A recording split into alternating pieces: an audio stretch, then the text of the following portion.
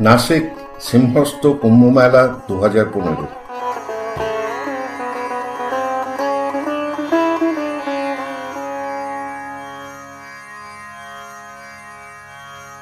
প্রতি 12 বছর অন্তর যখন নাসিকের দিগন্ত হয়ে ওঠে থমথমে, সুন্দরী বর্ষা যখন তার কালো চাদর বিছিয়ে দেয় আকাশের বুকে, জুলাই অগাস্ট মাসে নাসিক তৈরি হয় তার অস্তিত্বের সবচেয়ে বড় সত্যটা পুনরুদ্ঘাটন করতে, নাসিক সিংহস্ত কুম্ভমেলা উদযাপনের।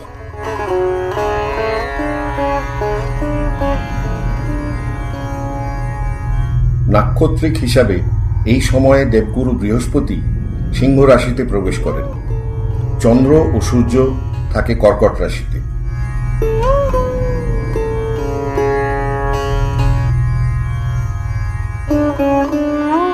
এই মহাপার্বণের অধীশ্বরী হত্রী প্রকৃতি দেবী গায়ে চড়ান তার বহুমূল্য সবুজ ভেলভেটের শাড়িটা। অঙ্গাভরণে থাকে অসংখ্য রঙিন ফুলের সাজ।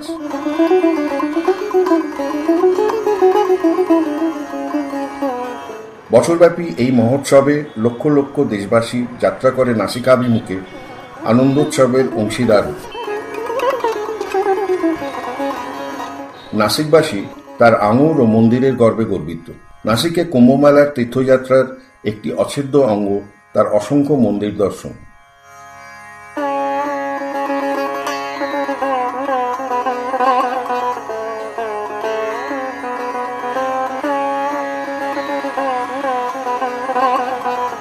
তবুও কুম্ভতীর্থ থেকে যায় অপূর্ণ গোদাবরীর পুণ্যস্রোতে স্নান ব্যতিরিক। গোদাবরী, যার মহিমাকে তুলনা করা হয় গঙ্গার সমপক্ষে। ভক্তজনেদের বিশ্বাস, এই সময় গোদাবরী স্নানে শুধু যে পাপক্ষয় হয় তাই নয়, আত্মারও সদ্গতি ঘটে। এই প্রভাব আরও প্রকট হয় শাহী স্নানের দিনগুলোয়, যা বছরব্যাপী কয়েকদিনই ঘটে। নাসিক কুম্ভমেলার প্রাথমিক কেন্দ্র হল পৌরাণিক সময়কার ত্র্যম্বকেশ্বর নগরী, নাসিকের 30 কিলোমিটার দক্ষিণে।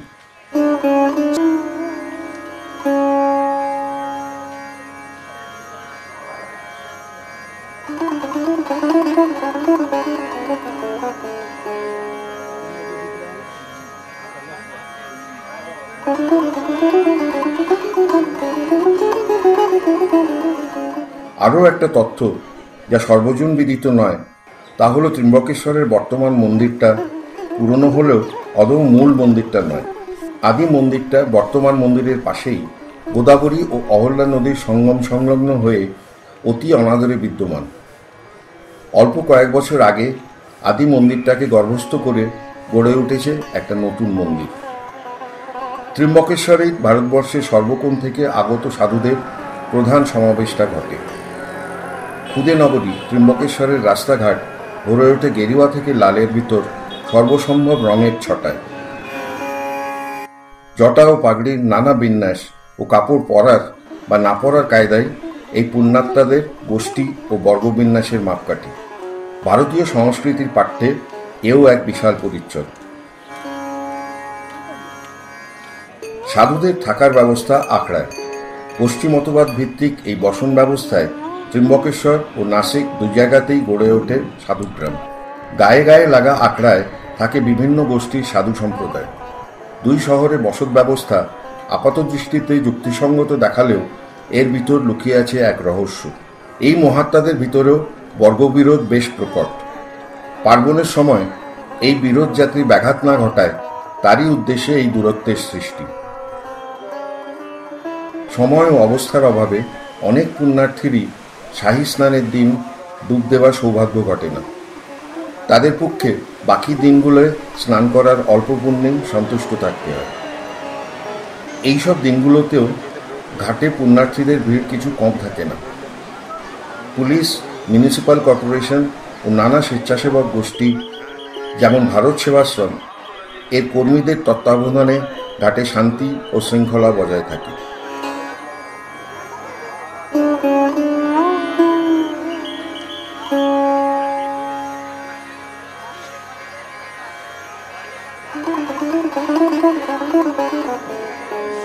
স্নান শেষে ভক্তরা ঘাটের পাশেই স্থিত শিবলিঙ্গের মাথায় জল ঢালে।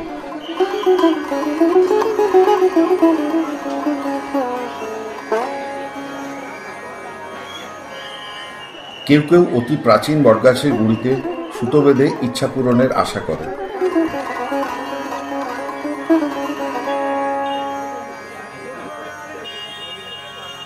আশেপাশে ছাড়া গরুগুলোরও চলতে থাকে সুদিন।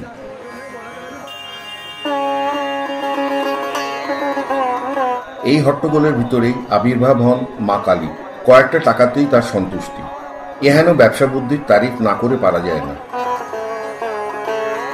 কুম্ভ মেলার দিনগুলোয় ত্র্যম্বকেশ্বর হয়ে ওঠে বহু মিলনের এক তীর্থক্ষেত্র। ভক্তিভাবের আতিশায্যে আবহাওয়া হয়ে ওঠে ভারী। অগন্তি লোকের ভিড়ে নগর ভরে ওঠে। অতিথিজন, স্থানীয় বাসিন্দা, অ্যাডমিনিস্ট্রেশনের লোকজন, ফেরিওয়ালা, এমনকি গরু বাছুর পর্যন্ত ভিড়ের ভিতর মিলেমিশে একাকার হয়। ত্র্যম্বকেশ্বরের মন্দিরের দর্শনার্থীর লাইন ক্রমাগত বাড়তে থাকে। হয়তো কয়েক ঘন্টা লেগে যাবে ভিতরে ঢুকতে।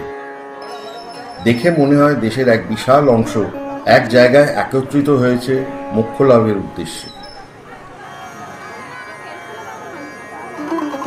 নাসিক বা ত্র্যম্বকেশ্বরে কোনো মহিমময় সাধুর আগমন তার ভক্তবৃন্দের ভিতর উচ্চরব উত্তেজনার সৃষ্টি করে। তারা নেমে পড়ে রাস্তায়। পতাকা উড়িয়ে শুরু হয় শোভাযাত্রা, নাচ, গান ইত্যাদি সহযোগে। পিছনে রথারূঢ় গুরু তা ভীষণ গাম্ভীর্যের সঙ্গে উপভোগ করে। ট্রাফিক জ্যাম অবশ্যই মহিমময় সাধুকে বা তার শিষ্যদের বিচলিত করে না। পৌরাণিক গল্প বাদ দিলে কুম্ভের ইতিবৃত্তান্ত কুয়াশাচ্ছন্ন। এইটুকুই শুধু জানা যায় যে কুম্ভ শুরু হয় 1200 খ্রিস্টাব্দে। তবে এটা ছিল তৎকালীন নক্ষত্র বিজ্ঞান সম্মেলন। দেশের সমস্ত কোণ থেকে জ্যোতির্বিজ্ঞানীরা তখনকার দিনে সাধু সম্প্রদায় আসতেন তাদের আবিষ্কার ও মতামত চর্চার উদ্দেশ্যে। পরে 1700 খ্রিস্টাব্দের আশেপাশে মহারাষ্ট্রে পেশোয়া শাসনের সময় এই মেলাতে আসে ধর্মীয় রঙের প্রভাব। এই বছরের মেলায় নাসিক মিউনিসিপ্যালিটির কৃপায় ইনফ্রাস্ট্রাকচারের অপ্রত্যাশিত উন্নতি দেখা যাচ্ছে। টেরোরিজমের পরিপ্রেক্ষিতে পুলিশি ব্যবস্থা এক কথায় অতি উত্তম। শহরের আনাচে কানাচে, অলিতে গলিতে পুলিশি উপস্থিতি জনসাধারণের প্রত্যয় বাড়াচ্ছে। তাদের বডি ল্যাঙ্গুয়েজেও একাগ্রতার ছাপ। আমরা থাকতে তোমরা নিশ্চিন্ত। গত কুম্ভের একটা বহুল প্রচারিত গাফিলতি, টয়লেটের অপ্রতুলতা এইবার বহু সংখ্যক অস্থায়ী ও স্থায়ী টয়লেট দিয়ে পূরণ করা হয়েছে। স্নানঘাটের স্বল্পতাও পুরনো ঘাটের সংস্কার ও বহু নতুন ঘাট তৈরির কারণ হয়েছে।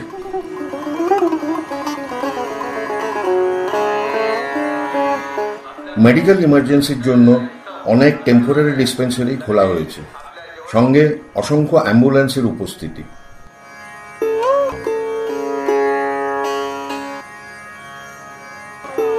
জঞ্জাল সাফাইয়ের যোগ্য ব্যবস্থায় রাস্তাঘাট ও মন্দির সংলগ্ন জায়গাগুলো বেশ পরিষ্কার পরিচ্ছন্ন।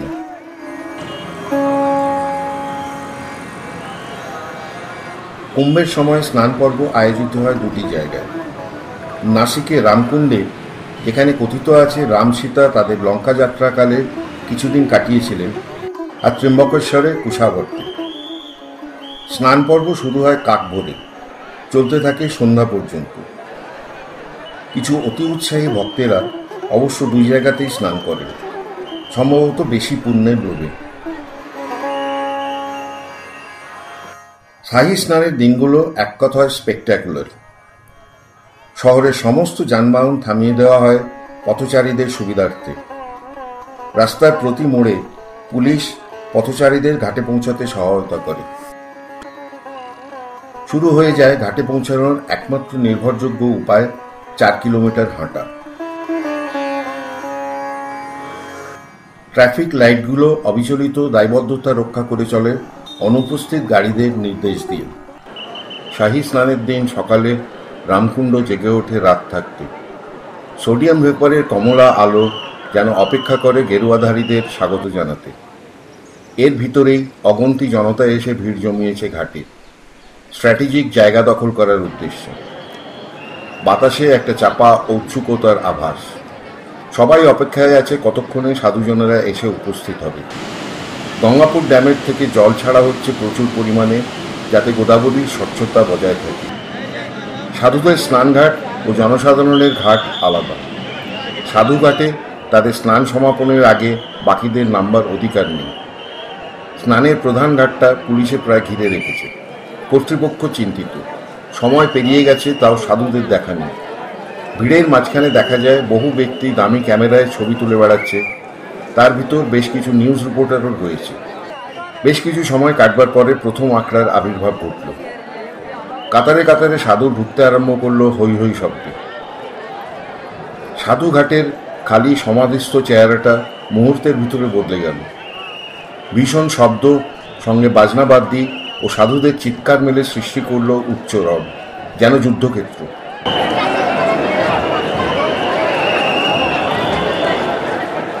এগোতে থাকলো তারা নির্দিষ্ট ঘাটের দিকে।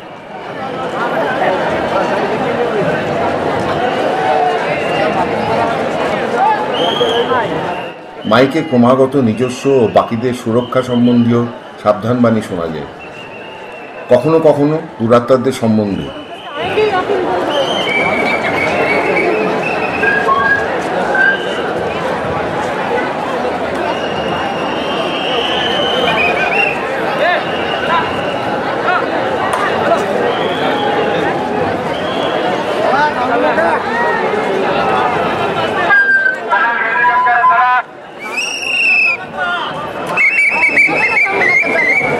এই পরিমাণ সুব্যবস্থা সত্ত্বেও পুলিশ ও স্বেচ্ছাসেবকরা ভিড় সামাল দিতে গিয়ে হিমশিম অবস্থার সম্মুখীন।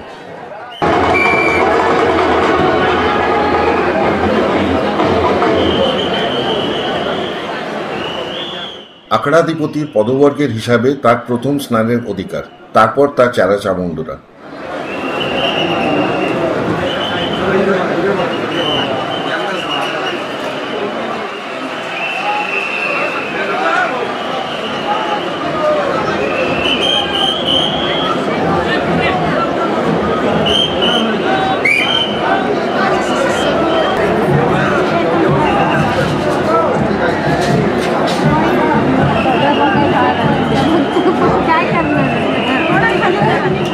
এই পরিমাণ সুব্যবস্থা সত্ত্বেও পুলিশ ও স্বেচ্ছাসেবকরা ভিড় সামাল দিতে গিয়ে হিমশিম অবস্থার সম্মুখীন।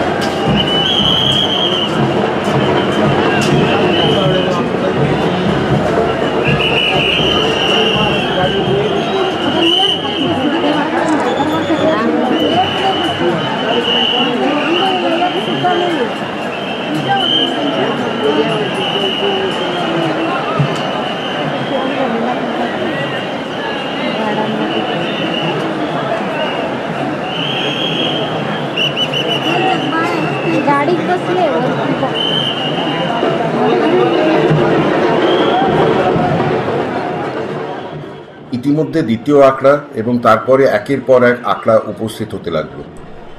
সাদা বা গেরুয়া পরিহিত ধ্বজা হাতে যেন ঢেউয়ের পর ঢেউ সাধুরা ঘাটে আশ্রয় পড়তে থাকলো, পুণ্য স্নানের জন্য উদ্গ্রীব।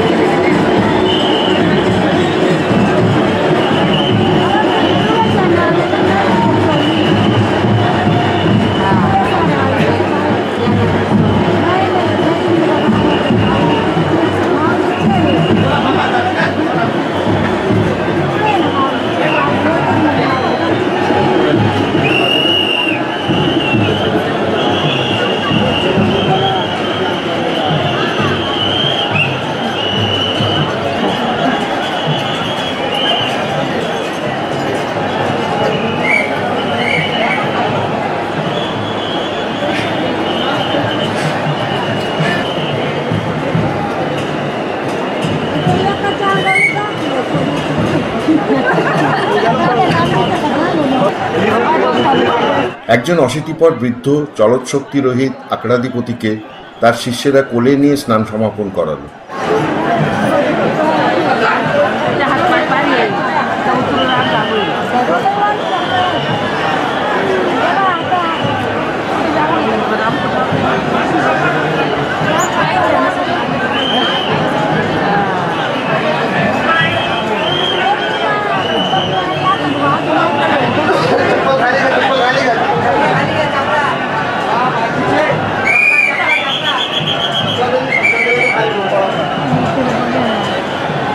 আর একজনের জটার বহর সত্যি বিস্ময় জাগায়।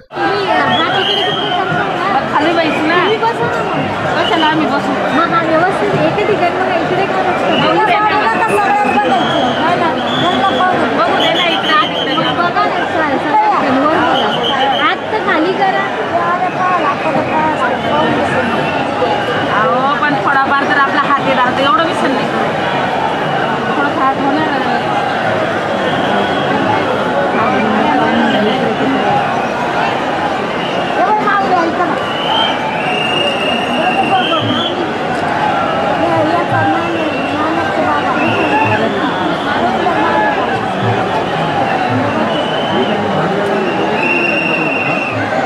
बाकीचे नाही ना मेन मेन त्यांचे सगळे तिथे जमतात. त्यामध्ये भांडणं असतात, त्यांच्या आराखडे वेगवेगळे काही जॉईंट होतात आणि ते इतर वेळेला भांडणं असतात. तर ते दुसरा आकडे आकडे तिथे नंतर काय करतात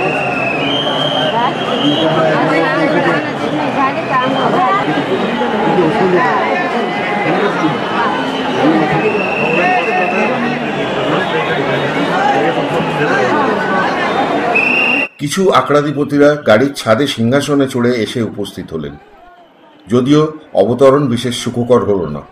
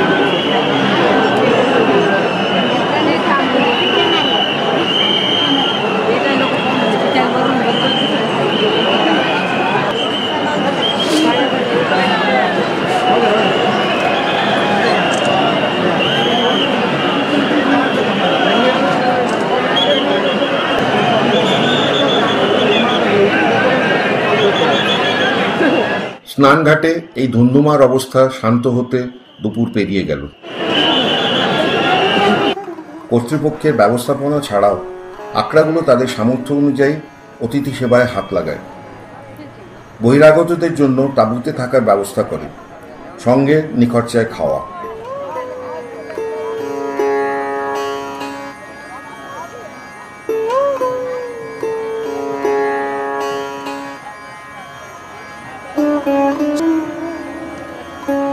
নাসিকে এই বছরকাল একটা উপরি উপার্জনের সময় হয়ে ওঠে।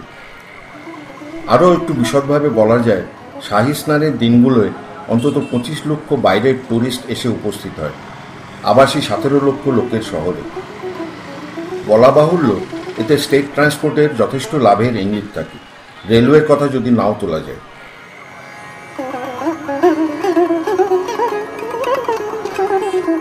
শহরে ও ত্র্যম্বকেশ্বরে যথেষ্ট পরিমাণে চলতি হোটেল থাকলেও এই সময়ে বহু সংখ্যক নতুন হোটেল গজিয়ে ওঠে।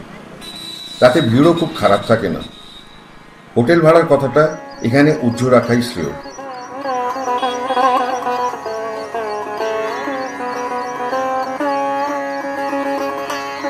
চা এবং মেমেন্টো সবগুলো চুটিয়ে রোজগার করে এই এক বছর।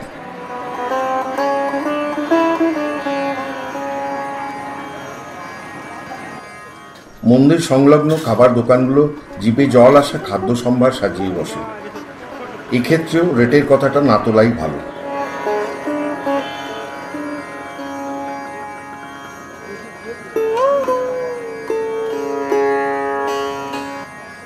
আবিরের দোকানি নানা রঙের আবিরের স্তূপীকৃত ভাণ্ডার খুলে বসে।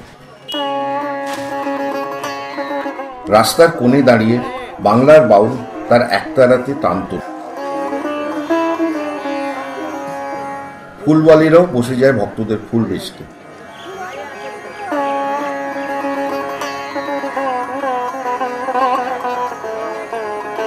এমনকি ভবঘুরেদের দলও বহু অদ্ভুত সামগ্রী সাজিয়ে বসে বিক্রির জন্য। দর কষাকষি এই সময় খরিদ্দারির একটা অচ্ছেদ্য অঙ্গ। কপালে চন্দনের ছাপ লাগিয়ে পুণ্যবৃদ্ধির ব্যবস্থাও রাস্তায় থাকে। থালায় কয়েকটা টাকাই যথেষ্ট।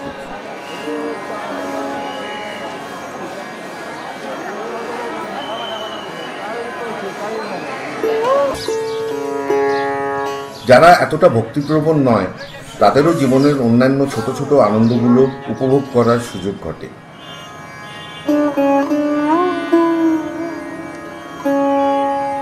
শাহী স্নানের সন্ধ্যায় ক্লান্ত রামকুণ্ড তার ঝলমলে আলোকসজ্জায় সেজে ওঠে। নাসিকবাসীরা স্বস্তির নিঃশ্বাস ফেলে।